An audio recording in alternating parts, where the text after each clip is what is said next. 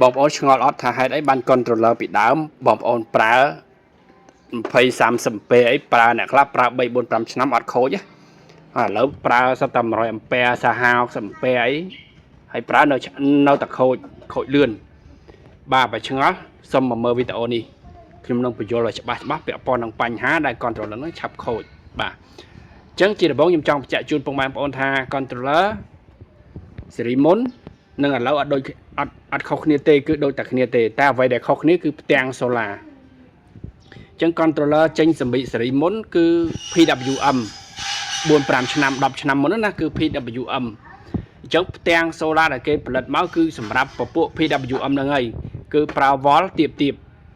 ក៏ប៉ុន្តែផ្ទាំងសូឡាស៊េរីក្រោយមកក្រោយនេះចេញមកស៊េរីខ្ពស់វ៉ល4 5ផ្ទាំងសូឡា250វ៉ាត់ខ្លះចេញដល់30វ៉លជាង400វ៉ាត់500វ៉ាត់600វ៉ាត់700វ៉ាត់ចេញដល់40វ៉លជិត50វ៉លបាទអញ្ចឹងយើងយកផ្ទាំងដែលមានវ៉លខ្ពស់ហ្នឹងទៅសាកជាមួយនឹង controller PWM ប្រើបានយូរទេគឺវាឆាប់ខូច